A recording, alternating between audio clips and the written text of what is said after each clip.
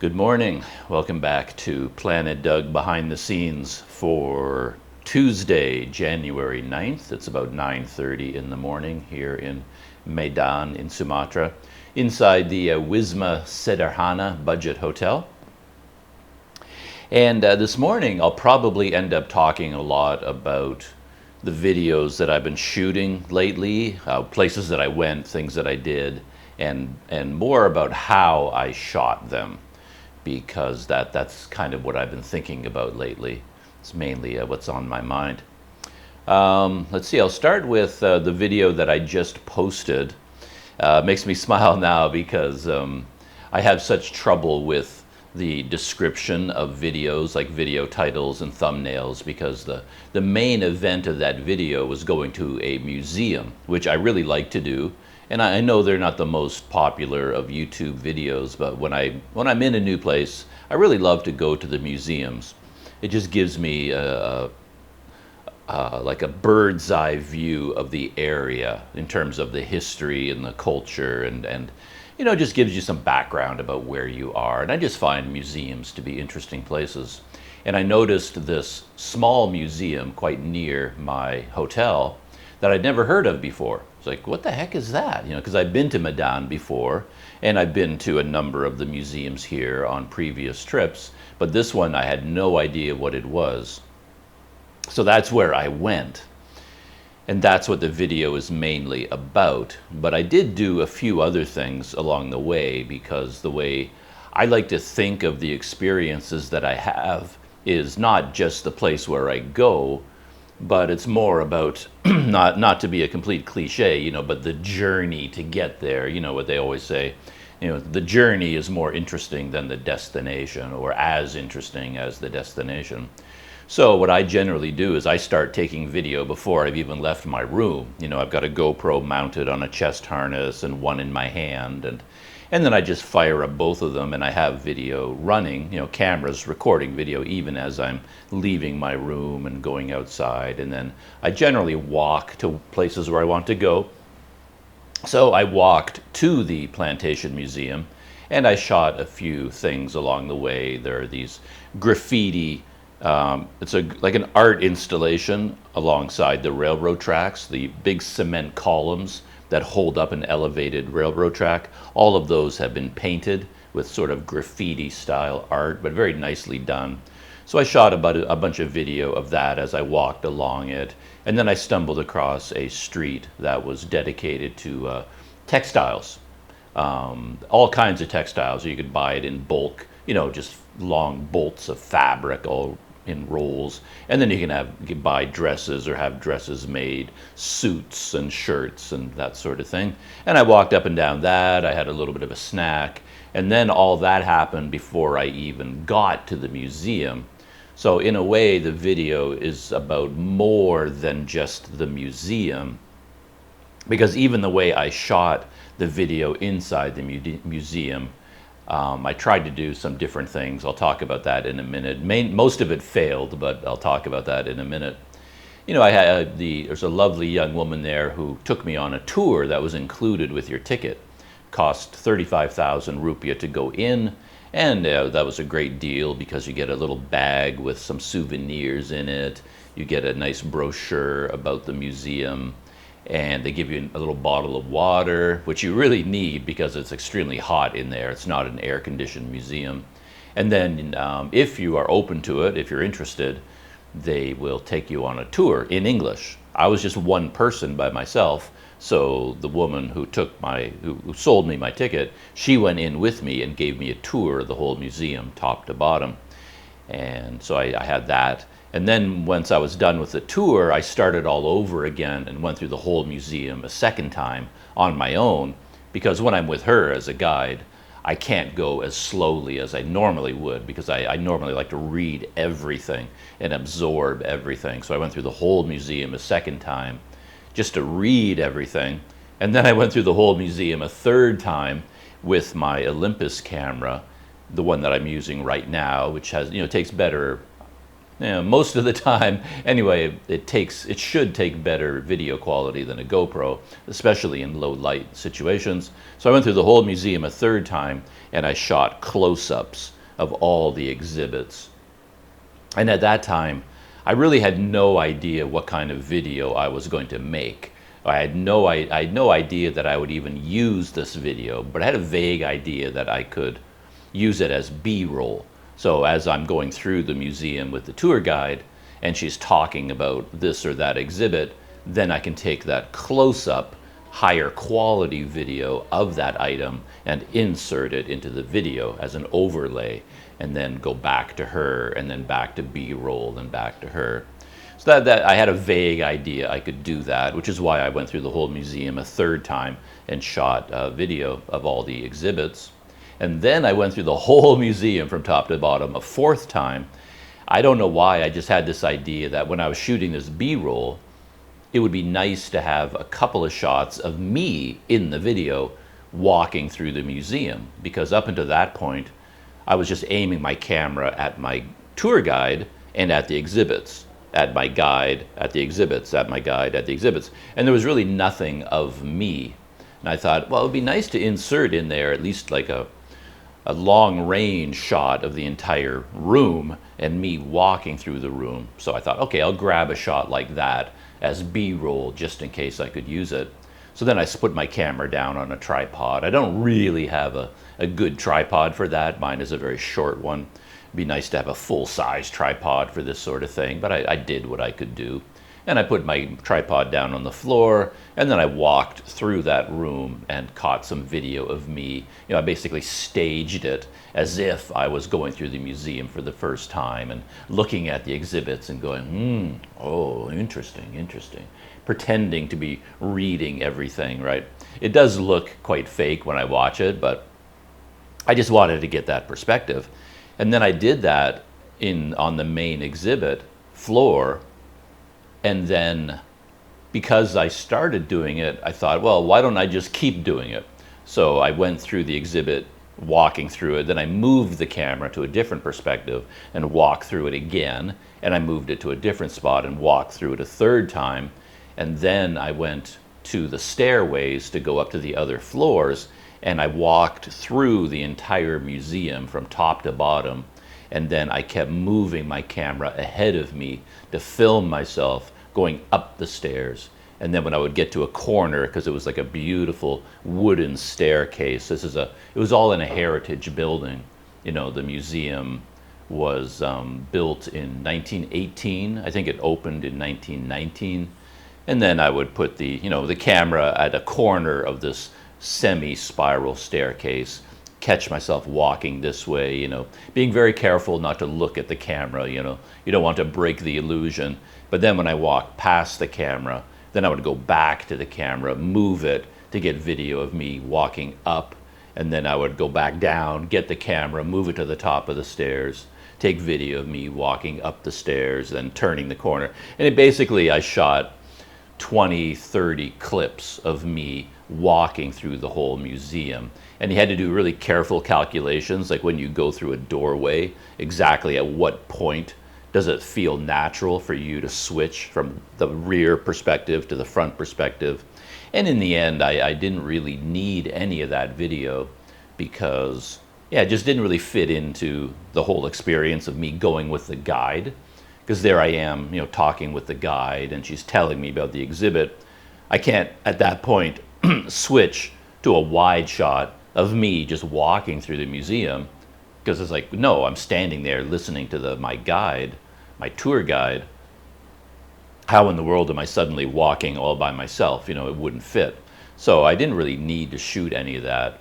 But by the end, I had shot so much of that video of me walking that I had done a complete walkthrough of the entire museum from the main floor to the top, and all the way back down again, then out the front door, around the corner, and then to the museum coffee shop.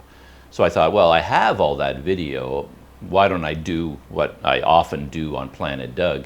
I just took all this extra video that wasn't part of the main video, and I just sort of stuck it at the end. So anybody who watches the video and gets all the way to the credits and then keeps watching beyond the credits, now there was another like 20 minute maybe segment of a complete walkthrough with music. There's no speaking. It's just basically a silent walkthrough, like as no narration, with music playing, me walking through the whole museum, and that's at the end of the video. So there's a lot in the whole video, a lot going on. But then when it came to posting it, I'm looking at the video title and it's like, well, the video is about the Plantation Museum, because that's what it is. So I just wrote the Plantation Museum, brackets, I think Medan, Indonesia. And yeah, it's not exactly designed to set, you know, the YouTube algorithm on fire. You know, YouTube is not going to take that video and show it to a lot of people, because people are not going to click on a video that looks like that, like an hour-and-a-half video about one museum. But that is what I ended up with. And I was thinking, like, if I wanted to get a more catchy video, like not clickbait, because I really don't like clickbait, it annoys me terribly, but something catchier. You know, I could have made a title about my tour guide, you know, the best tour guide, because any YouTube title has to have a superlative in it. The biggest, the baddest, the craziest, the drunkest, you know, the wildest, the most dangerous. So I could have said something like, you know, the absolute best tour guide in all of Medan, or the most wonderful tour guide in the world. You know, just have some sort of a catchier title, and then put in all kinds of tags and do all that SEO kind of stuff. Which is interesting, because recently I've gotten some emails. I don't know where they're all coming from. I didn't get them in the past, but I'm suddenly getting all these emails and messages from SEO, like that search engine optimization, SEO experts from other countries saying, you know, we've been looking at your YouTube channel, and from an SEO perspective, it's a disaster. You don't do anything that you're supposed to be doing, and I will help you with that. It's like it's a company, basically, a guy who offers his services to manage your social media footprint. So he said, oh, a whole bunch. I've been getting a bunch of these for some reason. They seem to be freelancers that work on like Fiverr and Upwork, all of these online freelance websites. And they say, yeah, you know, if you hire us, we will, you know, help you with, you know, video titles, I guess, and thumbnails and branding and strategy and tagging and then YouTube shorts, and also advertising across all social media, TikTok and Instagram and Facebook and all these things. It's like a full package. Because, yeah, they were looking at my YouTube channel and just shaking their head going, oh my goodness, like, this guy needs our help. But that's kind of funny. Yeah, I say that in a way because by the time the dust settled, I put in a great deal of work on that Plantation Museum video. It was many, many, many hours of work. I mean, not even in the filming, because, I mean, the filming itself was a lot of work because I filmed everything. The walk to the museum, exploring the neighborhoods on the way to the museum, and then the complete breakdown of the entire museum, a guided tour, an exhibit tour, a walk through, music, information, title cards. I think I put in photographs of different things. So yeah, I mean, by the time the dust settles, it represents 2 or 3 days of nonstop work to make a video like that. So it's a lot of work. And I just looked at the video this morning, and I mean, it was posted, you know, 15, 20 hours ago, and it has like 500, not even 500 views, right? So that's kind of sad. It's a very sad state of affairs. But what can you expect when you make a video like that? It's a little bit of a labor of love. I really enjoyed working on it. I enjoyed doing it. I love the museum. I love the building it was in particular, because this whole museum was about plantation life in Indonesia, in Sumatra in particular. So we're talking about rubber plantations, coffee plantations, oil palm. I don't think any bananas, anything like that. But anyway, all kinds of different plantations. Rubber, did I say rubber already? And there was an organization created by the Dutch called Avros, and it was a administrative unit to oversee the plantations and plantation workers in particular. It was called Avros, and this organization of Avros, it was their building where the museum is located, and Avros is still operational today. So Avros has offices and employees on the second and third floors, and the museum is on the first and the fourth floor. So this building is one of the historic heritage buildings of Medan, where Avros is still operational. So for me, the building itself was the star of my experience and the star of the video, all the way from the stained glass windows, incredibly high ceilings, beautiful balconies, and on the fourth floor there was a clock tower, still operational today, with a big bell and a hammer on it, and the clock mechanism is inside a glass case. You can actually see the entire 100-year-old clock mechanism in operation. So it's, yeah, an amazing place to visit. I liked it a lot. So I really enjoyed it, and I loved making the video, labor of love. But it would be a lot nicer if it got 50,000 views or something like that. That would be a lot nicer. But kind of a niche museum like that is not going to be a very popular topic overall. You got to be a lot catchier with your topics and your video titles and your thumbnail. But I did not do that for this video. And the story of making that video, as well as the other videos that I've shot over the last few days, had a lot to do with video shooting techniques, because, I mean, it doesn't make a lot of sense, because I've been doing this now, I've been shooting YouTube videos for 4 or 5 years now, and yet I still don't know what I'm doing, and I really struggle with the technology. And thinking back, there's a pretty obvious reason why.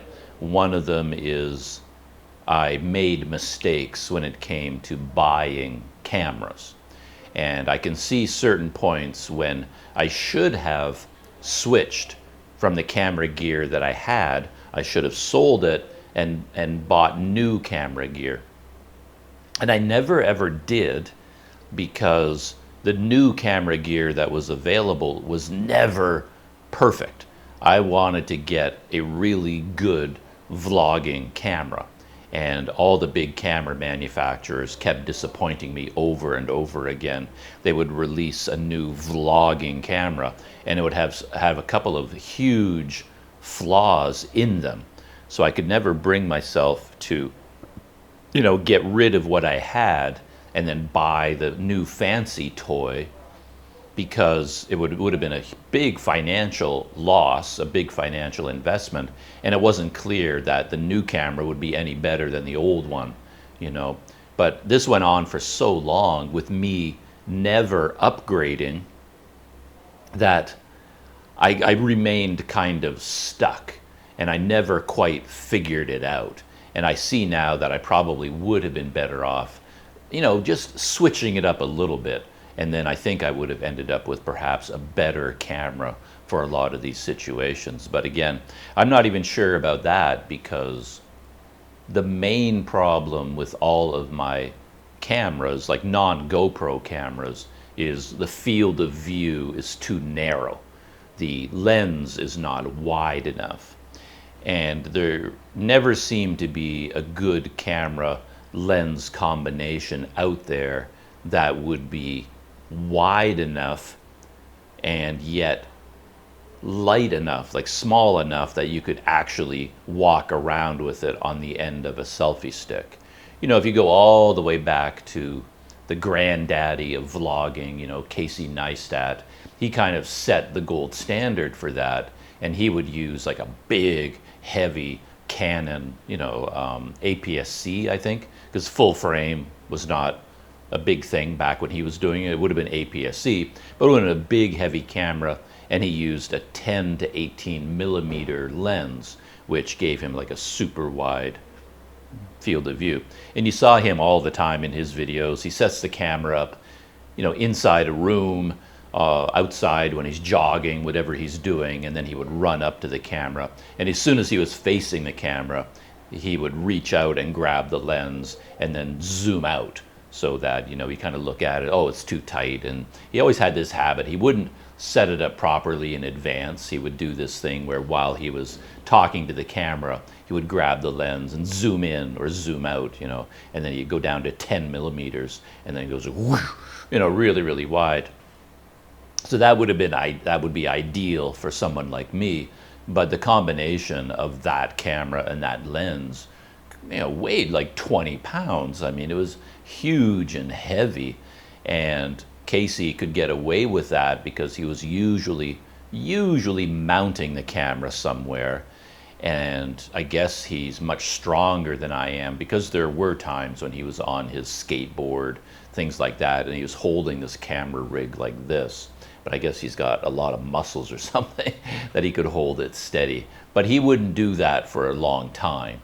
And in my style of video, I need to be able to be walking around holding the camera for 30, 40 minutes at a time.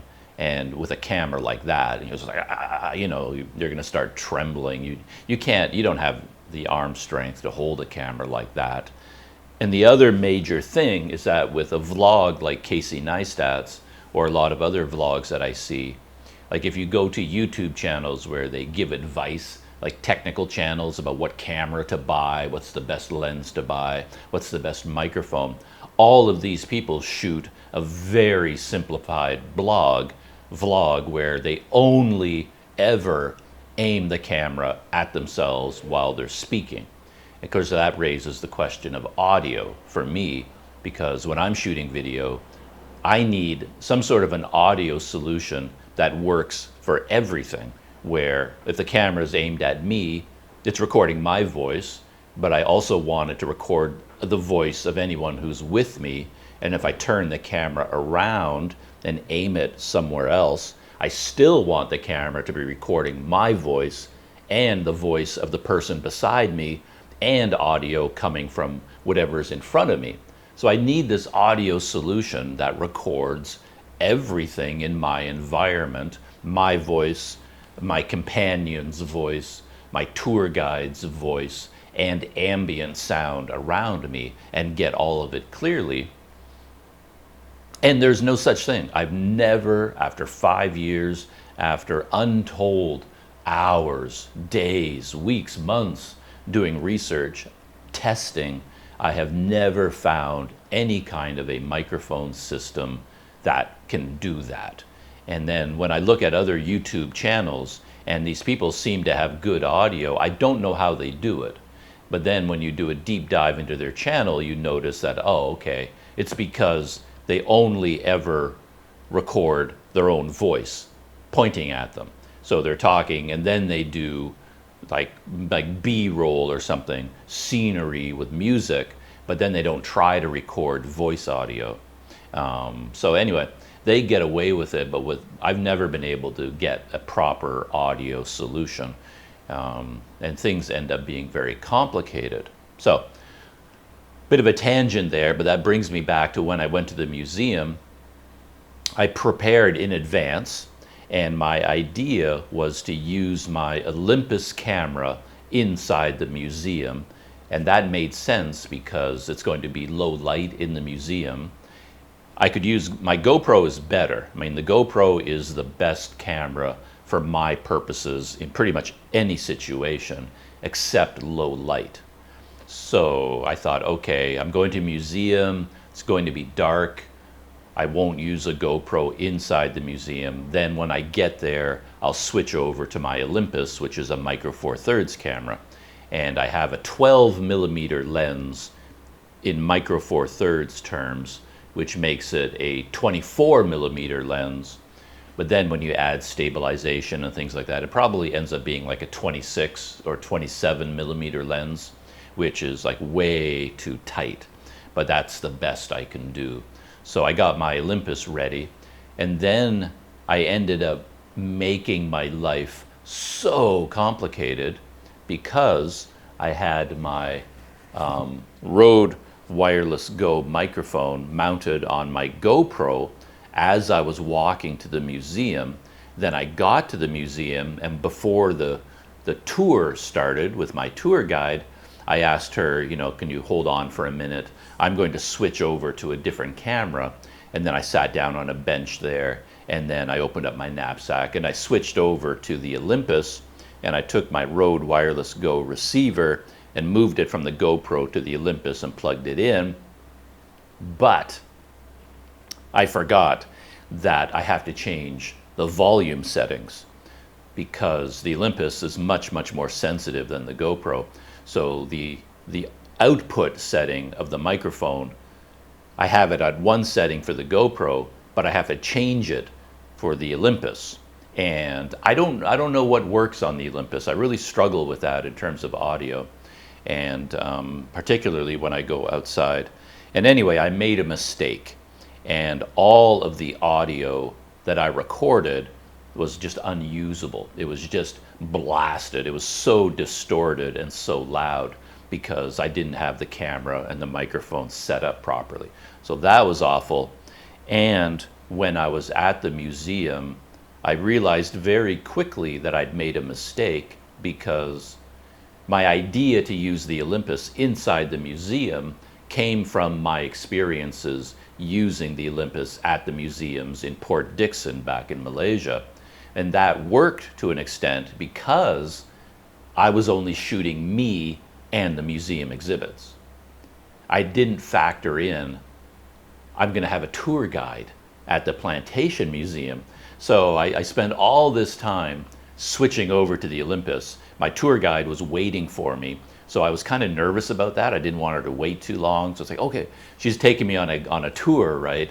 And then I'm like, you know, first of all, I asked her, is it okay if I put a microphone on you? Because I have a Rode that has 2 microphones and 1 receiver. So I have this one on me, but this one only records my voice.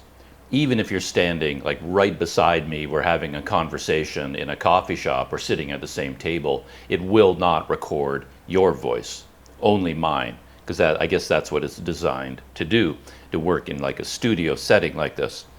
So when it comes to this tour guide, if I want to use this microphone, I have to use both of them. So I already spoke to her, and I asked her, do you mind if we put a microphone on you? And she said that was okay. And then you have to take it's got a little clip on it. She had to figure out a way to clip it onto her hijab, actually. And so that already makes me a little bit self-conscious about, like, who am I to be doing this? Like, so who are you, some professional National Geographic explorer, you know, asking if you can mic somebody up and things like that? You know, it feels like a little bit of an imposition. But anyway, she said she was happy to do it. She was fine with it. So, you know, she clipped that on. And then I had to sit down at this bench in the lobby area and then switch over to the Olympus. And she was waiting for me. And that made me a little bit more, I felt like I was inconveniencing her. And it was so hot. And there was no real room to work, right? It was a very narrow hallway and a bench and a floor. And I've got my knapsack and I'm pulling out all this camera gear. And I'm feeling a little bit anxious. So the sweat just starts pouring down my face. I'm drenched in sweat because it is so hot and so muggy inside the museum. And the social nervous tension of what I'm doing while the tour guide is waiting for me. And it was just so hot and muggy and humid in there, and fiddling around with all these little cables and adapters and plugging things in. And it's so easy to make a mistake in those situations, and that's why I forgot. I needed to adjust the audio levels on the Olympus and the Rode. I had to match them up, and I forgot to do that, which meant I blasted out all the audio. And by the time I was done, I mean, I was like I'd run a marathon. I was breathing hard, my heart was beating, and I was just drenched in sweat. And then I finally had my Olympus set up to shoot video now and record audio, and I had a GoPro on my chest harness, luckily, as well. And then if you're running two cameras at the same time, you have to remember to push the record button on both of them. And you have to do it in a certain sequence because I have to line them up. And the Olympus would be my A camera. So what I have to do is I have to remember the sequence, okay? The microphone is recording, yes. Microphone is plugged in, yes. Batteries are fully charged, yes. Okay, I've got the white balance set correctly for interior, okay. You know, it's a long technological checklist you have to go through. And then when you start filming, it's like, okay, Olympus, hit record, and then GoPro, hit record. Because I need to hear the beep of the GoPro, which is camera B. I need to hear that beep on camera A so that I know when to insert. When I'm editing the video, I hear the beep on the A camera. That's when the B camera video starts, and I insert it, overlay it at that point, and then it makes it easier to line up to sync the audio and the video from the two cameras. So every single time you turn off the camera and turn it on, like stop and start recording, you have to do it 2 times, and you have to do it in the proper order. So to start recording, Olympus first, GoPro second, but then when you stop recording, it has to be the reverse. So when you stop recording, GoPro first, Olympus last. And you have to remember to do it in that sequence every time. So to be honest, just to do all of that, just to shoot video and record audio, takes like 100% of your brain. But of course, I'm there to record a museum experience. So I can only use part of my brain for the camera gear because I need most of my brain to listen to my tour guide, understand what she's saying, look at the exhibits, read some of the information, absorb all this information, film all of this, and then, you know, if I have questions, you know, ask her questions to figure out, you know, what this museum is all about. I need most of my brain for that.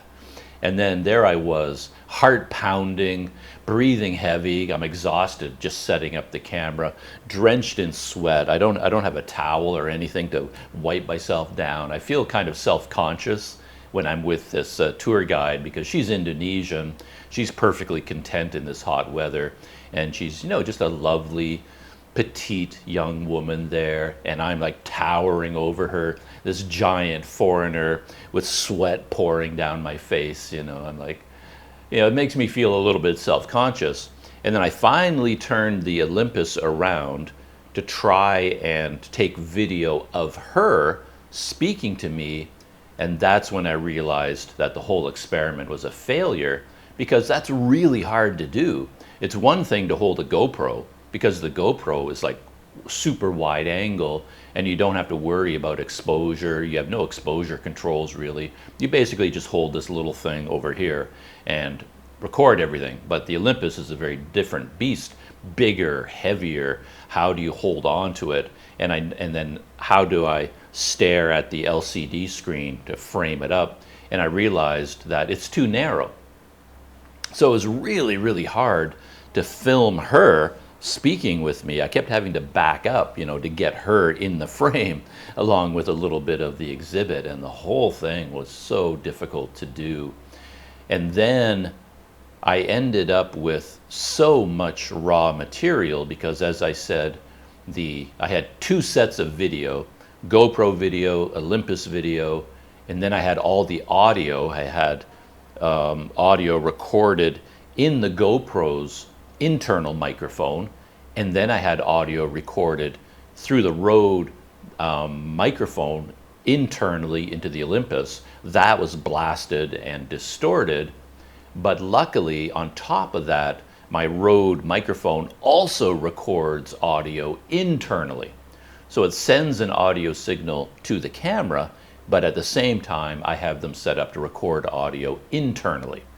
So that saved my life, because the main audio in the video was completely unusable. It was so badly distorted, I couldn't use it. So I would have had no video at all, but I could switch over to this audio. But there's two audio tracks.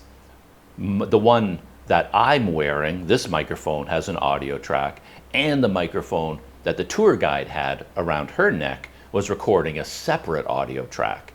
One goes to the left channel, one goes to the right. So by the time I assembled all of this in my editing program, oh my gosh, it was so hard to keep track of it all and to keep everything lined up and to do all this in DaVinci Resolve. It was just absolutely overwhelming. It was so crazy because, oh man, how many audio tracks did I have to sort through? I had the GoPro audio track, the Olympus audio track, the GoPro, Olympus, Rode 1 audio track, and Rode 2 audio track. So I had 4 separate audio tracks and 2 video tracks, all on the same project, and I had to sort of sort through them all, sync them all up, and then mute some of them, and then increase the audio on others, and it was a big job. It was so crazy, so much work to do.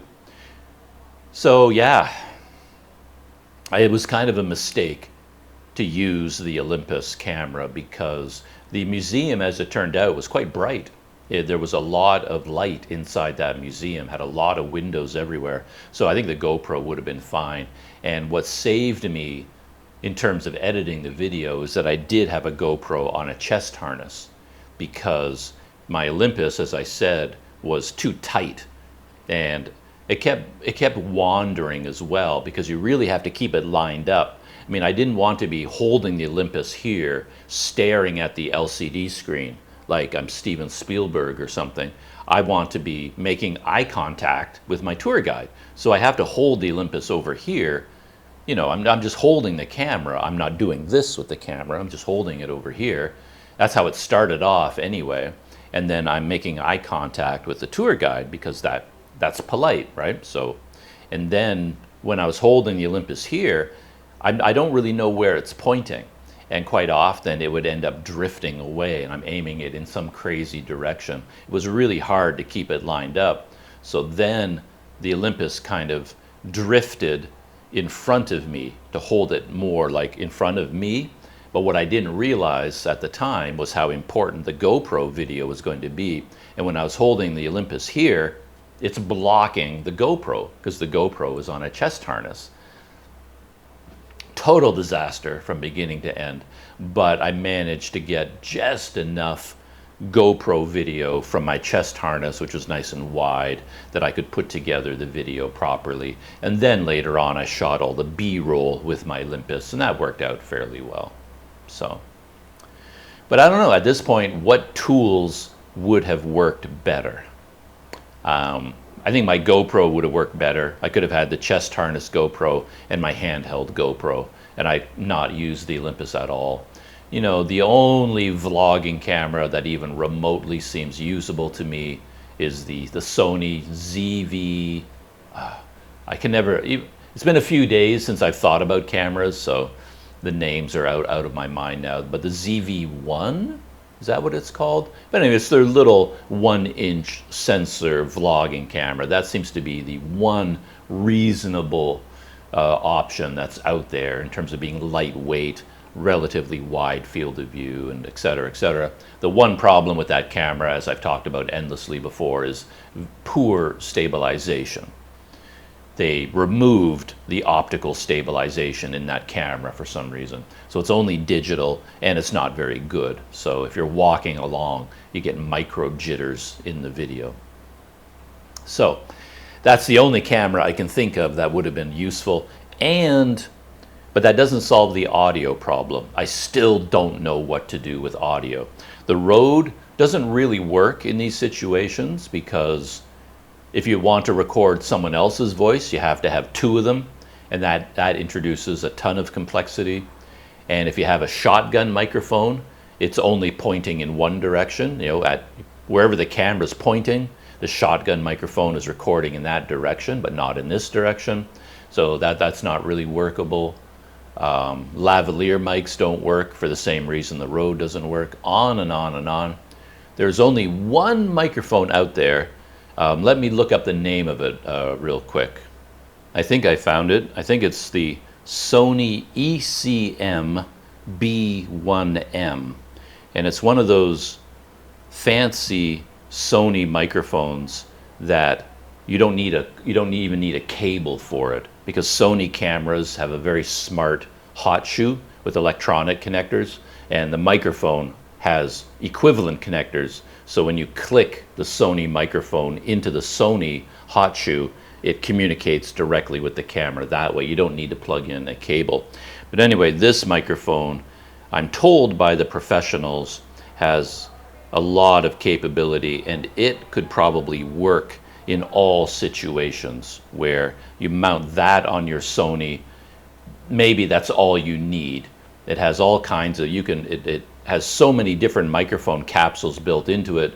You can set it up to record audio from the front, from the rear, from the side, from above, from below, or 360 degrees.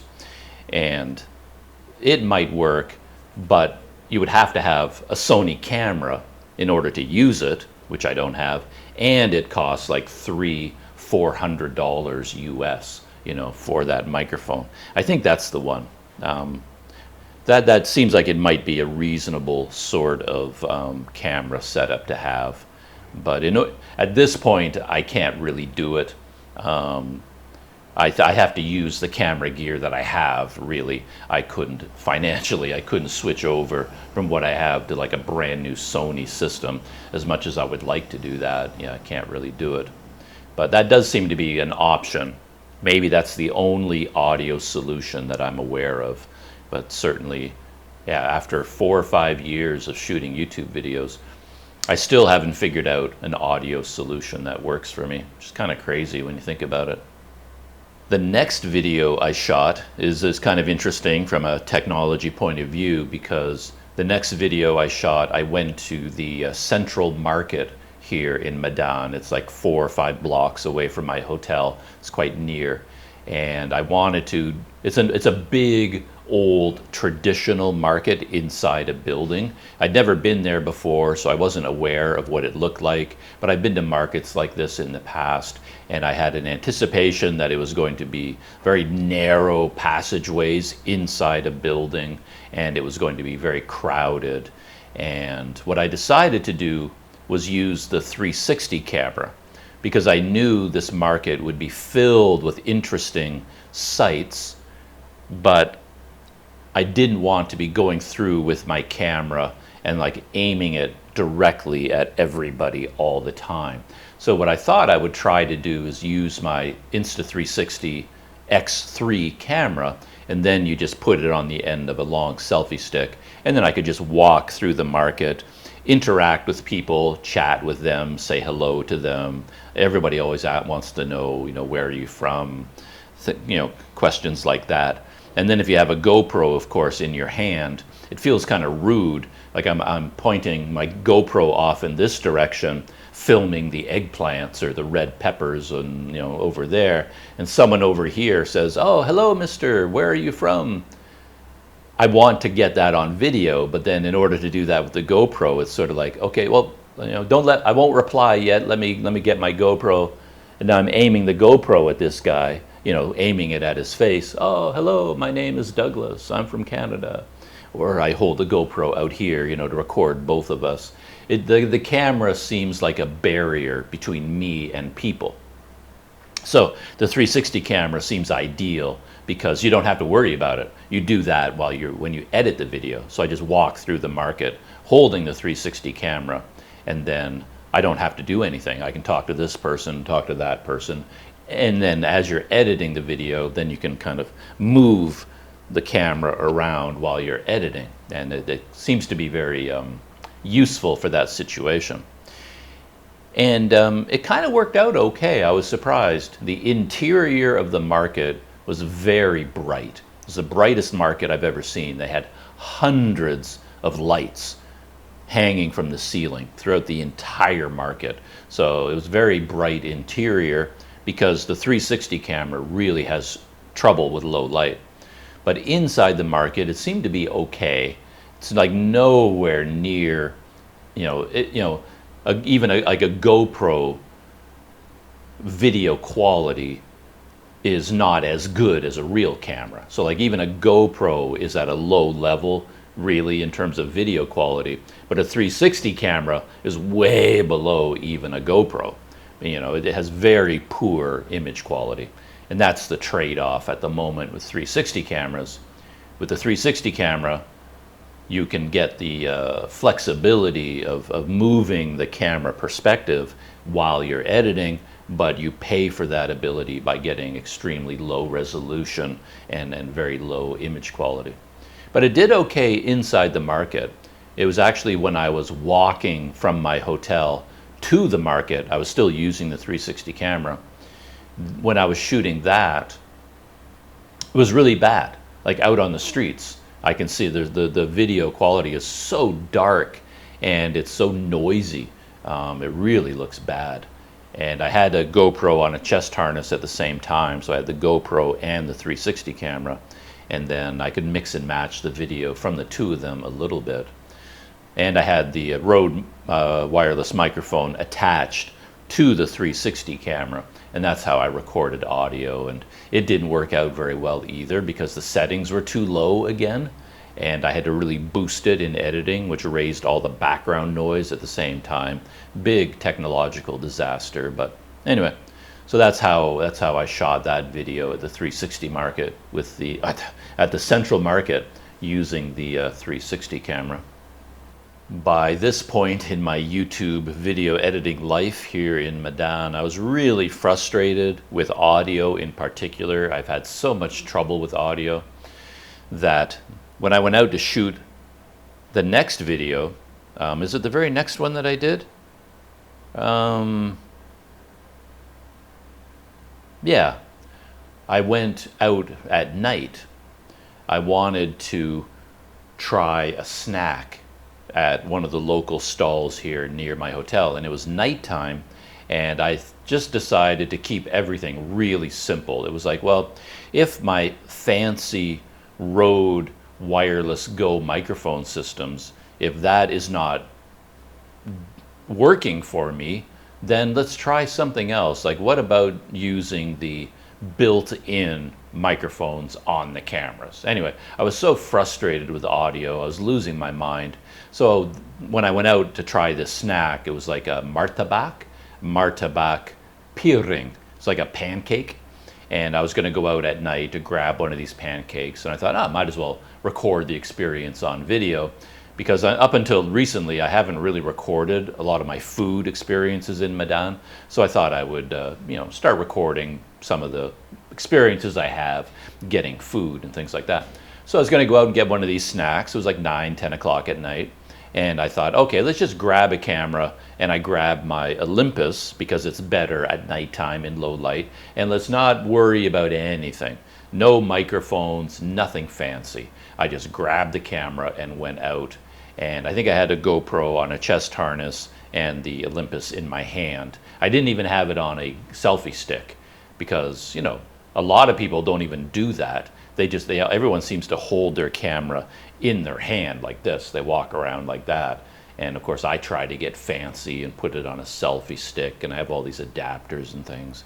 And I thought, I'm so tired of all this gear. And I thought, why don't I just do what everybody else does? Just grab the camera, hold it in my hand, no microphone, and just go out and see what I get. So I haven't edited that video yet. I just started working on it last night. So I'm not quite sure how it worked in terms of the audio. I tested a little bit of the video, and I don't know. It sounded really strange to me, but maybe it will work out. I have to edit some of the video where there are other people around me, because the Olympus, the built-in mics are not terrible. It can record my voice. It's very bright and sharp and very trebly and very loud, but I don't know whether it records the voices of people near me. Well, I'll check that video and see how that works out. And another time I went to a place for lunch, a place called Ice Cream Ria, and they have martabak telur, more like an omelet kind of martabak, and satay padang, and ice cream. It's an ice cream parlor. So you can get lunch and dessert. So I went there, and this time I shot with only my GoPros. I didn't want to mess around with the Olympus, so I brought 2 GoPros, chest harness, grip, GoPro, and I was using my Rode Wireless Go microphone. And I thought maybe if I end up talking to someone, I can use my other, because I use, like I said, 2 Rode Wireless Go's, one on me, and then I can use another one for another person. But while I was there, it turns out one of the owners of the restaurant was there, and he spoke English, and he was willing to chat with me a little bit. And it was only a short conversation, though, so it's really hard.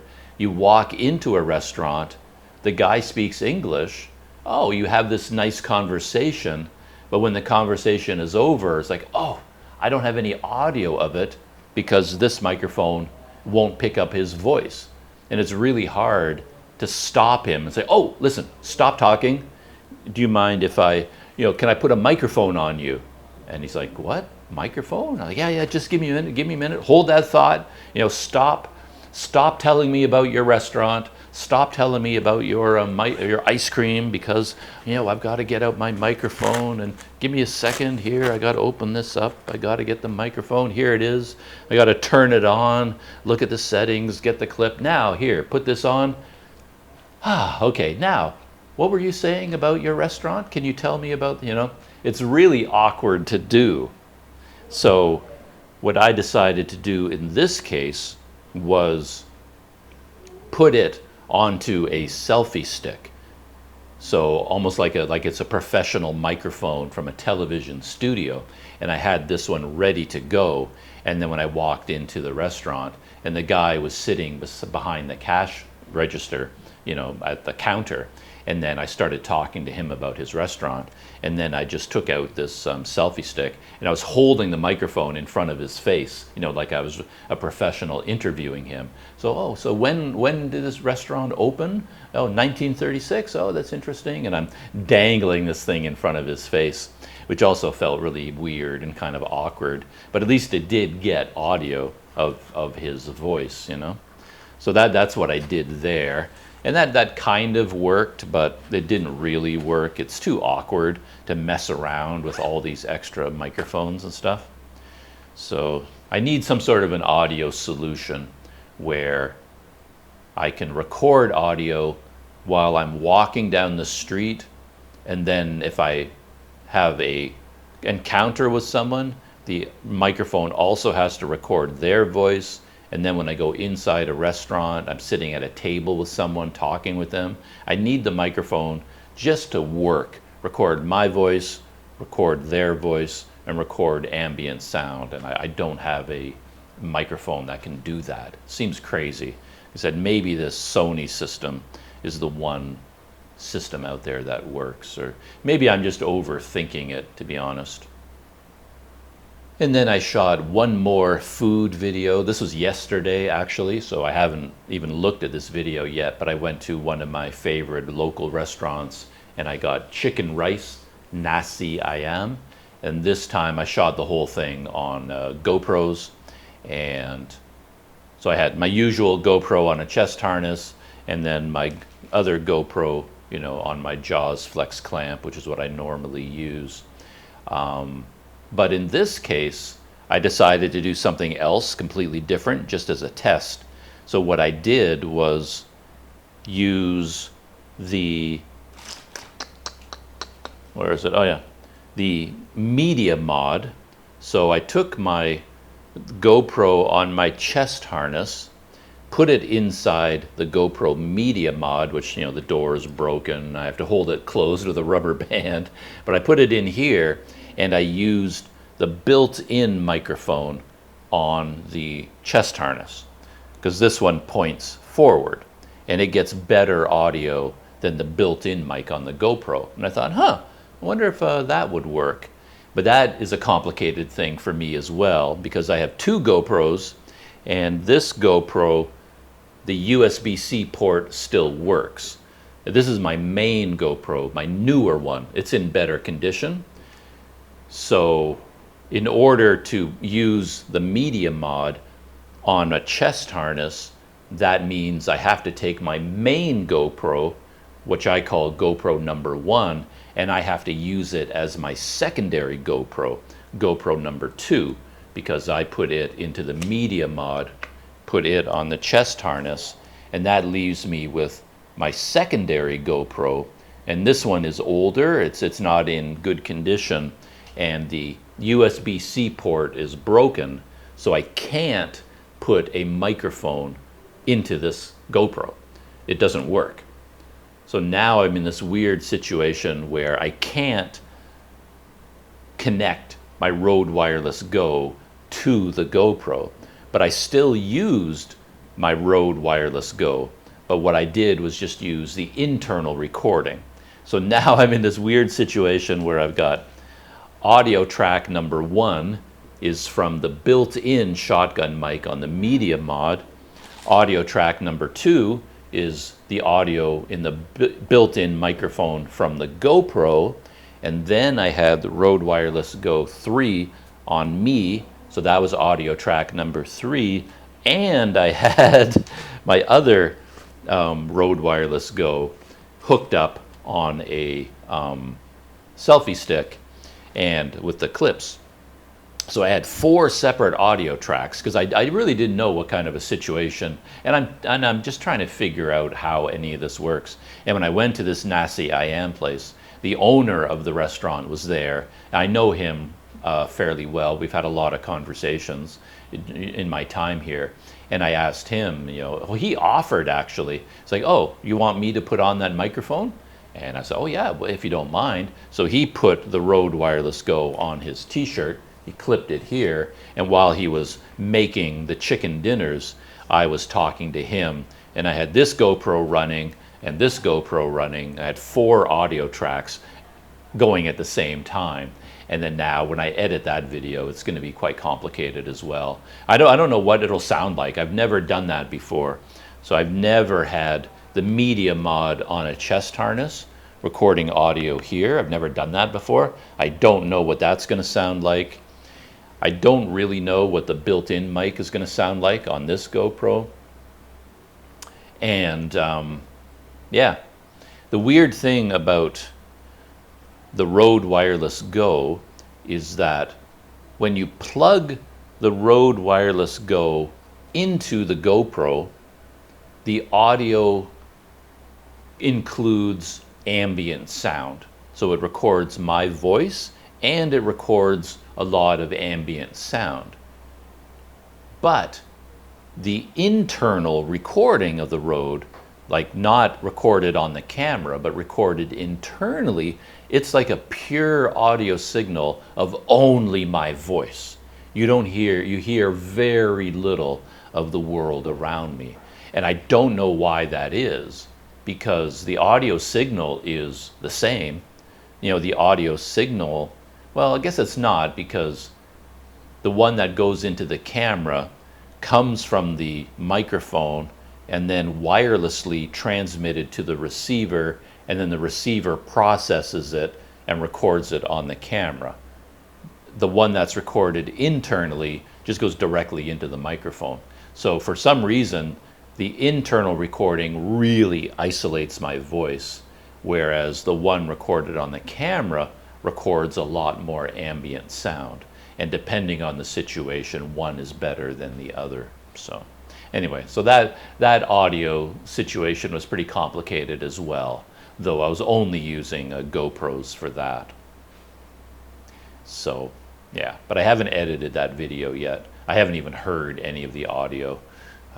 When I come back at the end of the day, like when I went out, had this chicken dinner, shot the video about the place, the very first thing when I come back into my room is I sit down, get my laptop out, and then I get my portable hard drives, and I connect the portable hard drive to my computer, and then I take all the memory cards from my cameras one by one and copy all the video and audio into a whole series of folders. So I've got GoPro #1 video, GoPro #2 video, Olympus video, Rode 1 audio, Rode 2 audio, etc., etc. I have all these different folders, and I copy all of the raw material into it. And based on all of that work, you'd think I would end up with like the most masterful video audio creation on the planet, but it always ends up being just a normal Planet Doug video. I just seem to make my life very difficult for some reason, you know? Yeah, very difficult, and yet I still don't end up with anything that I really wanted in terms of the video quality and audio quality. Still haven't really figured any of that out after 5 years. So that's the story of my YouTube life here back in Sumatra. And all that talk about me shooting video, camera gear, and microphones and stuff like that kind of leads into my next topic that's on my mind. That is the videos from Itchy Boots. And that's been kind of interesting. I've watched all of her most recent videos. She returned to Africa.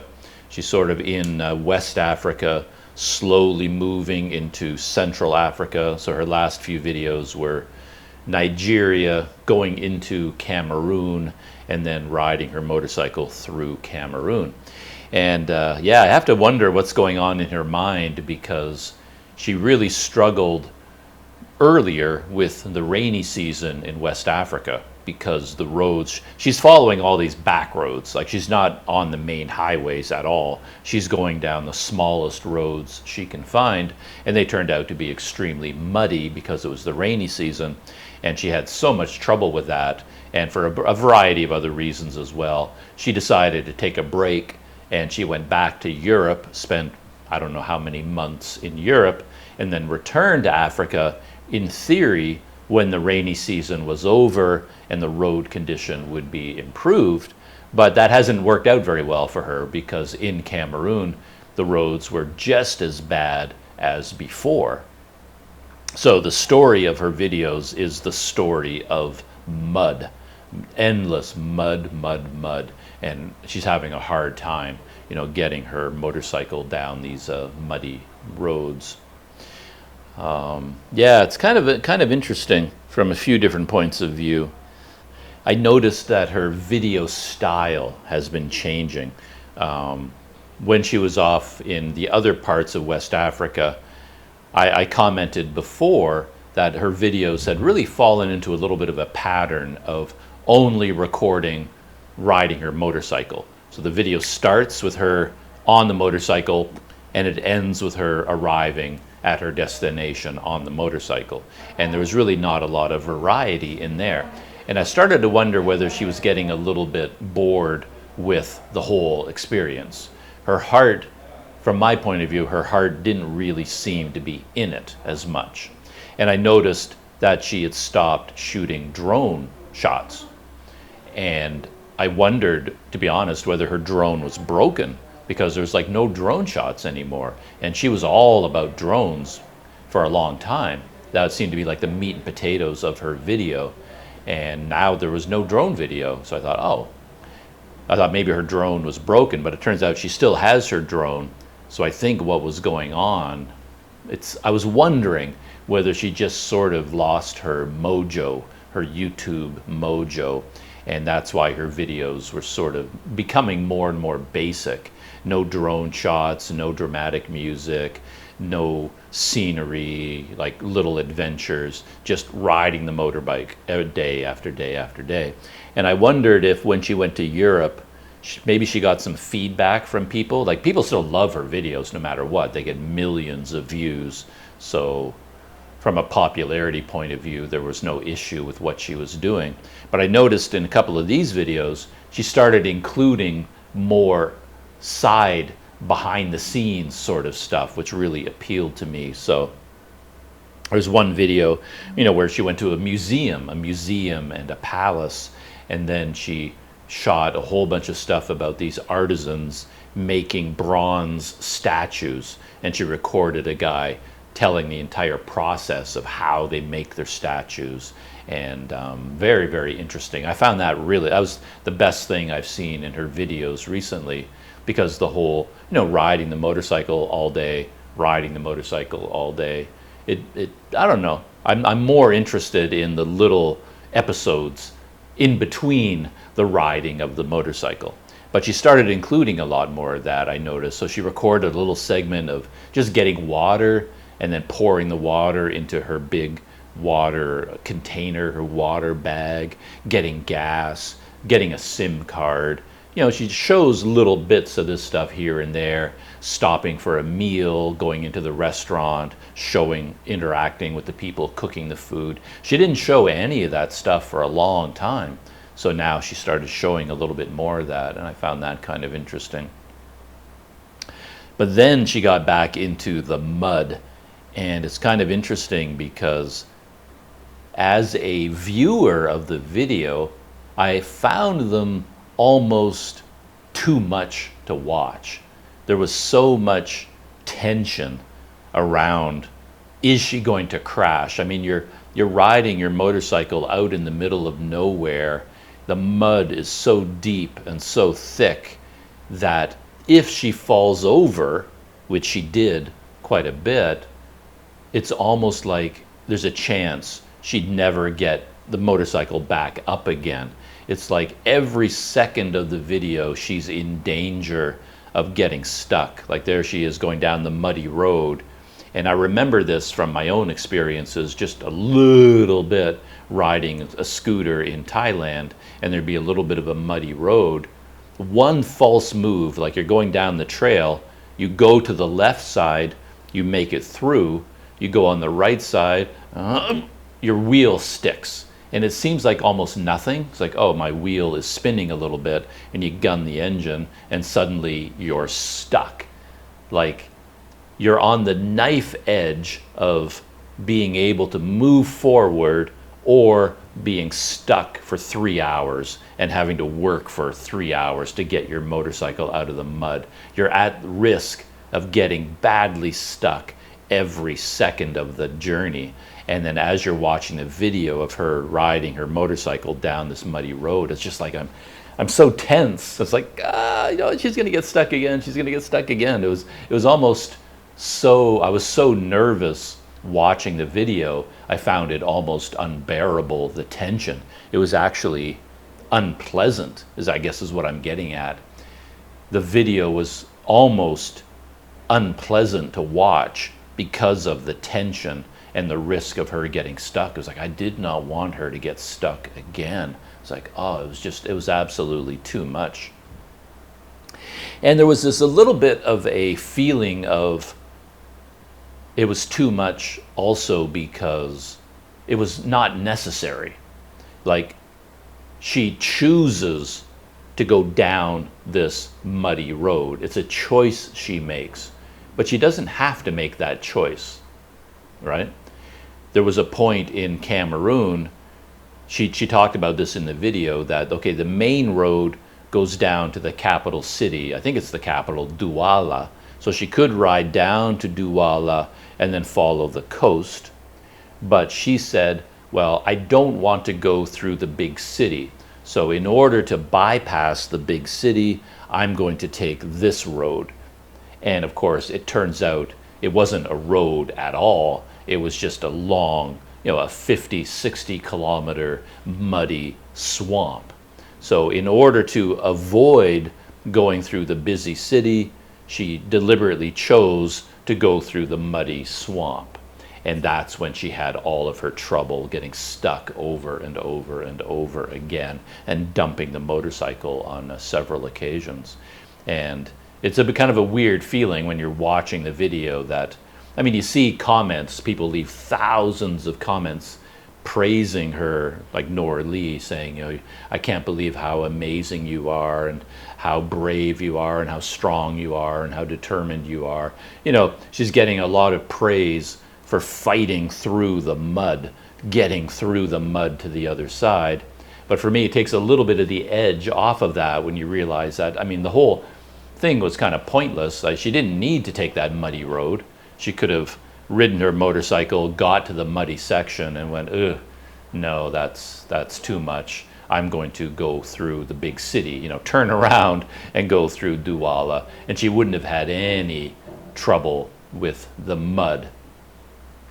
I guess what I'm saying is that in life, you can have all of these challenges that you need to overcome, and you can admire someone for overcoming all of those incredible challenges.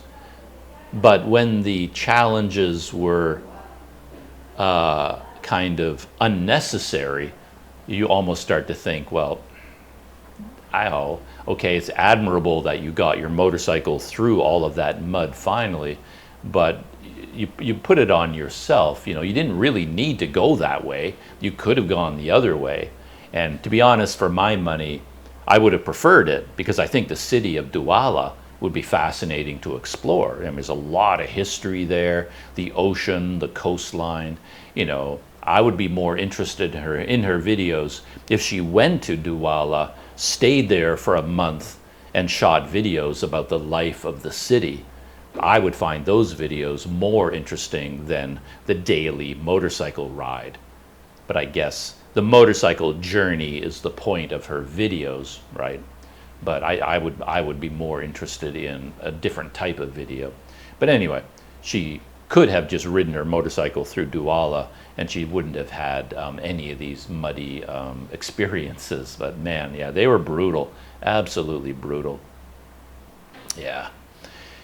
But an interesting thing, the reason I'm talking about this is because of the camera gear she's using. One thing I've noticed is that in her videos, her 360 camera has really been useful. Much more useful, I think, than most people would realize. But when I'm watching her videos, I always know which camera she's using, and I know how she's using them. She's got a GoPro on a chin mount on her helmet. She's got a GoPro on one side of her motorcycle and a 360 camera on the other side. And there were so many situations where the 360 camera captured video that none of her other cameras would have gotten. So for example, when she gets to a river and she wants to put her motorcycle on a boat and get across the river, she just hits record on her 360 camera, and the whole experience of all these men helping her, you know, pick up the motorcycle, get it on the boat, put ropes around it, tie it down, hold it in place. All of those experiences are recorded by the 360 camera, because she doesn't have to aim it or, you know, point it at anything or anyone. It's just always recording in the background. And she's ended up with all kinds of interesting video that she wouldn't have gotten otherwise.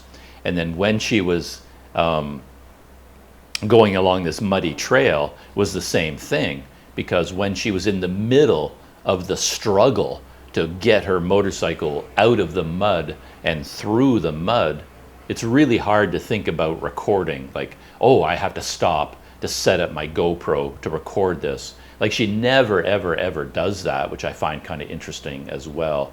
Like, at no point does she go to the side of the road, take her GoPro, put it on a tripod so that she can film like a wide shot of her on the road, you know, pushing her motorcycle, trying to get it out of the mud.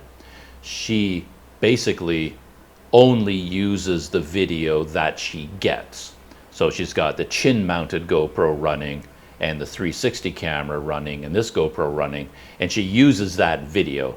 And whatever video she gets, that's what she uses. She never stops to mount the GoPro, like to go into the jungle, take a GoPro, mount it on a tree, and then go back to her motorcycle and start working on it and get video from that point of view. She never, you know, the motorcycle falls over and falls into the mud. She just starts trying to lift the motorcycle, and she's not worrying about which camera is recording or not recording. Me, if I were in that situation, the way I think now, I would probably, okay, well, I need to record this, and then I would take a GoPro, take my Olympus, whatever, put it on a tripod, put it at the side of the road, and record a shot from a distance.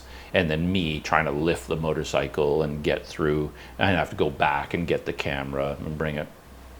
She doesn't do that, but she ends up being quite lucky because the 360 camera is sticking out from her motorcycle, and it, if it's recording, is busy recording everything around her all the time. So whenever she kind of crashes on her motorcycle, that 360 camera tends to capture the moment of the crash. And I don't think she's even doing it deliberately. She's not even thinking about it. And then when she's in the mud trying to lift the motorcycle all by herself, struggling, the 360 camera is recording that struggle, but I don't think she's even thinking about it. She's just, working on the motorcycle, trying to lift it out of the mud. And she's quite lucky that she has the 360 camera, because it's just like sitting there all by itself, and it's just recording everything that's going on. And she's ended up with some really interesting shots because of that, which it really shows, the utility of a 360 camera, to use it to get these candid shots and shots of everything going on around you, and you don't actually have to think about camera placement, really. Well, I think that's almost everything I wanted to say. I have a lot of thoughts about the Itchy Boots videos, though. There was one of her major crashes. Man, I felt bad for her, though, because as she said in the video, she said something like, "This is so unfortunate." And that was like the understatement of the year, because if your motorcycle falls over, there's so many different ways it can fall over. And in this particular situation, it happened to fall over in the worst possible way. It was just such bad timing, because the way the trail was working, on the left side, it was higher, and then on the right side, there was a deep trough full of water, full of muddy water. And she chose as her line for her motorcycle to go along the left side on the high part. And right there, she was right beside this deep trough. And it was absolutely the worst place to fall over. Like if her motorcycle fell over to the left, wouldn't have been any problem, because she's up high, and it would have fallen over onto its edge over here and would have stayed on an angle, and then she can just sort of lift it back up again. But it fell over to the right, and because there was a deep trench right there, her motorcycle fell over to the right and then went upside down into the trench. It was like the worst case scenario for her to fall over. It was so unfortunate, as she said. So now that it was kind of upside down in the trench, it was impossible for her to lift it up by herself. It was too heavy, and then from down below in the trench, she's lifting it, but then the wheels wouldn't catch on the mud, and the motorcycle would just keep sliding out from under her, and she struggled and struggled and struggled and struggled, and she could not get her motorcycle out of that trench, because the motorcycle just happened to fall in the worst possible way, upside down. And it broke the windshield on her motorcycle. And I was talking about the 360 camera. I watched this segment of her video over and over and over, and I did it in slow motion, slower and slower, because I couldn't figure out what happened to her 360 camera, because it did film her trying to lift the motorcycle back up. But it seemed to me like when the motorcycle fell, it looked like the 360 camera would have gone right into the mud and would have just snapped. It would have snapped the selfie stick and damaged the camera. And I couldn't quite figure out what happened. And later on, I saw the 360 camera. It didn't even have any mud on it. So anyway, I was watching the video over and over again. And to this day, I still can't quite figure out what happened, because in the video, sometimes it seemed like the 360 camera was there, sometimes it wasn't there. And I don't know, some kind of a weird thing, I think, where it was blocked from view by the motorcycle itself, and maybe it was there, but I couldn't see it. But I don't know, it was really weird. But anyway, she was very lucky that she got the video that she did with the 360 camera. I thought it went straight into the mud and just snapped off, and I thought it was destroyed. But apparently the way it was mounted on the motorcycle, even though it went upside down, somehow it maybe the selfie stick kind of hit the edge of the trough, and then it kind of got on the mounting point, kind of got bent upwards and didn't go into the mud. I don't know. The only reason she got out of that situation is a man came along and helped her, a local man. And I got a huge kick out of this guy because he came walking up this muddy trail, and he saw Itchy Boots, and he kind of looked at her and he went, "Ay, ay, ay." And that made me laugh because it's something I would say. This is a sort of a Planet Doug expression, because other people in the world, they swear, like in a really serious situation, they start swearing and cursing and using profanity. But I don't have a habit of using profanity for some reason. And I often say really weird things, like "gosh darn it" or something like that. And I often say "ay, ay, ay." I say that myself, and I feel like I'm a character from the 1930s or something. If I dumped my scooter in the ditch or something, I would probably look at it and I would go, "Ay, ay, ay." Rather than cursing and swearing, I would say "ay, ay, ay." And here's this local man in the middle of the jungle in Cameroon. He comes around the corner and he sees Itchy Boots with her motorcycle dumped in the mud, and he walks up to her and he says, "Ay, ay, ay." And he says it 3 times. He helps her lift the motorcycle up, and he says "ay, ay, ay" again. And then after they've got the motorcycle out of the mud and he's walking away, he kind of looks at her again and goes "ay, ay, ay." So he's a man after my own heart. I really like that guy. "Ay, ay, ay." So that was funny. And the last part of that story, which I find interesting from a technological YouTube filming point of view, is the video ends with her 100 kilometers in the future, days in the future, I think. So there was a point where she was in the muddy jungle and she kind of got out, but then it jumps forward in time and she's in a hotel room. She's freshly showered, she's cleaned, she's got all her makeup on, her hair looks good, and now she's taking video telling the story of the last part of that day. And she's talking about the mud and dumping the motorcycle and getting stuck and struggling to get it up. But then she says that later in that day, the worst event happened. Like much, much worse than anything came before. Her motorcycle, she fell over with her motorcycle, and she said she fell into a puddle that was like 1/2 meter deep, like 1.5 feet deep, like a really, really deep, deep puddle. And she fell over, and the whole motorcycle was like underwater. And she says that was the worst situation of all because of the depth of the mud and the water. And the water was going to get into her engine, into the fuel intake. And if that happened, she wouldn't be able to start her motorcycle. And she really would have been stuck in the jungle with no way to get out. And she said, even as it was happening, and as she was looking at her motorcycle in underwater, she was already thinking ahead because she has a tow rope in her bags. And she was already mentally calculating, okay, where is the tow rope? I have to get out the tow rope because the motorcycle's not going to start. And I'm going to need local people to come and pull me the rest of the way out of the jungle. She was already, thinking about the worst possible scenario. But to her amazement, when she did finally get the motorcycle out of the water, it started up. So she was able to get out. So that was amazing. But as she said, well, she has no video of this. This was the worst thing that happened to her in the entire day, the most dramatic event of the whole day, the worst crash of the whole day. And she said, well, none of my cameras were running at the time, so I have no video of it.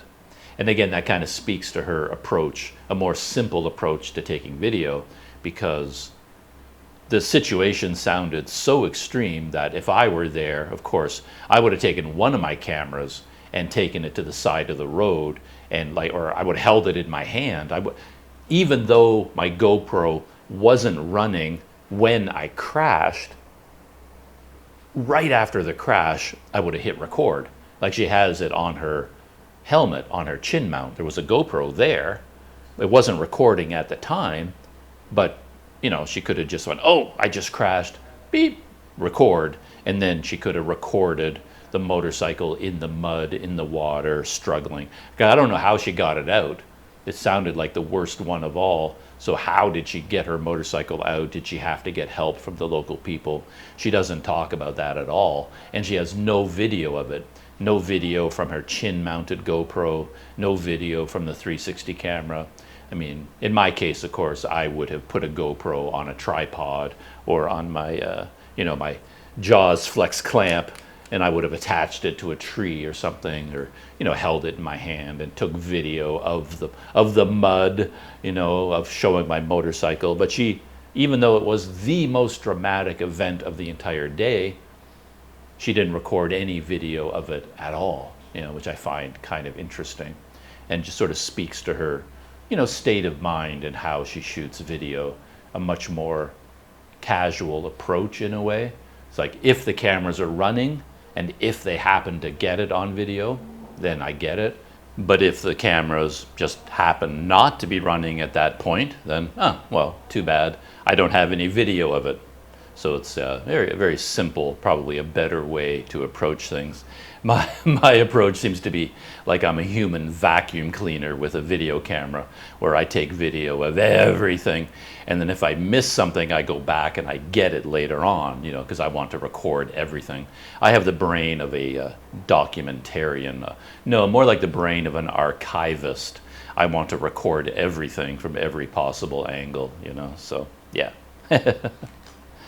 Yeah, it would have been very dramatic, though. I honestly don't know why she didn't take any video of it, because as she said, at that time, she was worried that her motorcycle wouldn't even start. And the funny thing is that her video titles are the normal sort of clickbait style that she uses, and the title of this video is, "I can't get my motorcycle out of the Cameroon jungle." I can't get my motorcycle out is the name of the video. So when I first saw that title, I thought, whoa.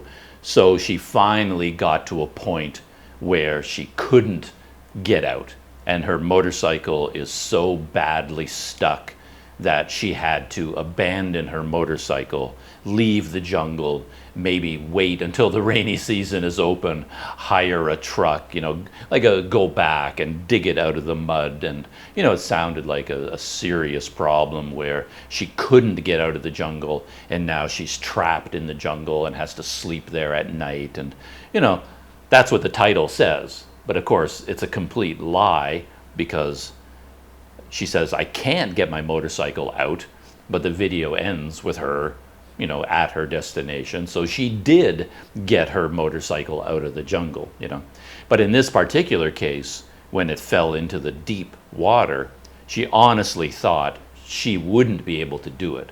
So at that point, that was the true story of the title, the clickbait title.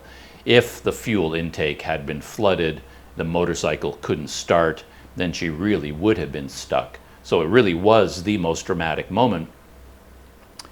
So it seems to me it would have been really good for the video for her at least to fire up a GoPro to talk about that. So there it is, her motorcycle is underwater, hit the GoPro. Like, she probably had to lift it out of the water as fast as possible, so maybe she couldn't take any video at that point.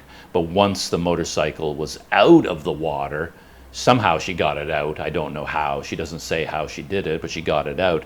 Then comes the moment of truth. Will the motorcycle start? And then, of course, in my case, I would have started up a GoPro and talked about it. It's like, yeah, I could be in trouble here. My motorcycle may not start, fingers crossed. please, please, please, please, please, you know, because this is serious. And then she, you know, would have hit the, you know, the ignition. Oh, you know, huge wave of relief. Yes, the motorcycle started. Oh, what a relief. You know, that would have been a very dramatic moment, but she didn't record any of that on video, which, yeah, kind of interesting. I kind of, as I said at the beginning, I have a feeling that her heart really isn't in this particular experience for some reason. It's not really in the, even in the video YouTube approach anymore either. Like I said, there was a point I honestly thought she had no drone, because in one of her videos she went to a amazing waterfall. Like normally when it comes to waterfalls, I'm all like, I poo-poo waterfalls. You know, every YouTuber has to go visit the local waterfall, and I'm just not that interested in waterfalls. They don't seem, I mean, if I happen to pass one, I'll take some video of it, but I'm not going to go 100 miles out of my way to go look at a waterfall. But this one, it was amazing. It was a rainy season waterfall, and the water was thundering over. I've never seen that much water coming over a waterfall before. It was extraordinary. It was really cool. And when she was there, it was like this waterfall in this canyon. It was like the most dramatic waterfall she's ever had in her videos. And she's been to a lot of waterfalls, but this is the one waterfall. There was no drone footage. I was kept waiting for the drone to take off and capture this majestic setting from a drone, and she never did. So I thought, wow, that really must mean her drone is broken, or she just doesn't have one anymore. And then later on, she was in another gorgeous area where, yeah, the landscape opened up, gorgeous river valleys and mountains and greenery. It was like really beautiful scenery, and it was like a cue that in every other video, it's like you can feel it. Okay, drone shot is coming on, drone shot, you know, that orchestral grand music is starting to play, and I kept waiting for the video to click over to the drone shot, because she always does that. And in this case, it never did. She like rode at ground level. She had the orchestral drone shot music playing, you know, so she was using her drone music, but the entire time the video was just from her GoPro from the motorcycle, you know, at ground level. Never included any drone shots. So I thought, well, okay, that really must mean she doesn't have a drone, because that was perfect Itchy Boots drone scenery. She used the Itchy Boots drone music, and yet no drone footage. So I thought, wow, okay, no drones.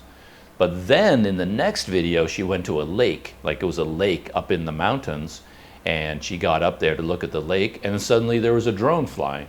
It was like she shot drone video of the lake. So I thought, oh, so she does have a drone, you know? And me personally, I really wanted drone footage of the muddy road. I think that would have been amazing. That was such a lost opportunity. You know, there she was in the middle of the Cameroonian jungle. You know, her motorcycle sunk deep into the mud.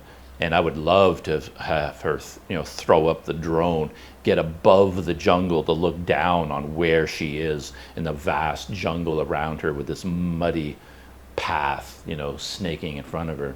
You know, I was even thinking, to be honest, she could have used her drone for reconnaissance.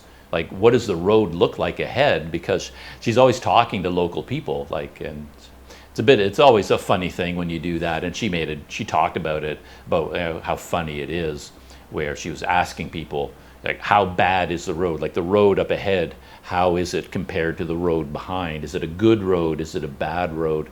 And people would tell her, there's one point where they told her, oh, no, back there, very bad, very bad. But from here forward, good road, good road. And she was so happy, you know, she was like, oh, finally, the road is not going to be so bad anymore, because the people told me the road is good.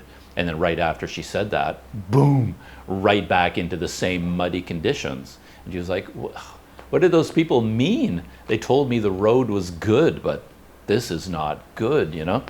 So there was all these questions about what is the road condition, and talking to local people, 'cause sometimes you can't really understand what they're saying, what they're telling you. And I was thinking, hey, you got a drone, fly the drone, you know, send it at least, you know, half a kilometer ahead or a few hundred meters ahead, you know, scan the road ahead, see what it looks like, and then come back again. I think that would have been an amazing, you know, piece of video. But all the time I think that she was in the jungle on the muddy roads, she never shot any drone video, which is kind of funny. And then when she finally got out of all the muddy areas, at one point she wanted to get her motorcycle cleaned. They have all these local, you know, local guys do it for a job where, you know, they wash cars. It's a car wash, basically, motorcycle wash. And she brought her motorcycle there to have them clean it up, or maybe she did it herself, I'm not sure. But she took video of the motorcycle being, all the mud being washed away from her motorcycle. And she used her dramatic drone footage for that scene, which I thought was kind of funny. It was like the most dramatic, like powerful crescendo of orchestral music. And she was taking video of the motorcycle being washed. It really felt out of place to me. But she does like that kind of music. And people who watch her videos do seem to really like that music. Everybody comments on it. So she uses it all the time. Her drone orchestral music, even when she's not flying a drone, she uses the drone music. And even when she's washing her motorcycle, you know, with a hose, she adds the drone orchestral music to that to make it more dramatic. You know, it's kind of funny.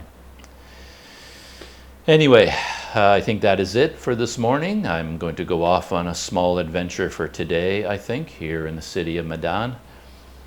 After all that talk about cameras and microphones, who knows, maybe I can do something sensible today. I won't make as many mistakes today as I have in the past. We'll see how that goes. So, that's it. Shutting down for this morning. Thank you for keeping me company on this behind-the-scenes video, telling stories from my life. And I'll see you in the next video.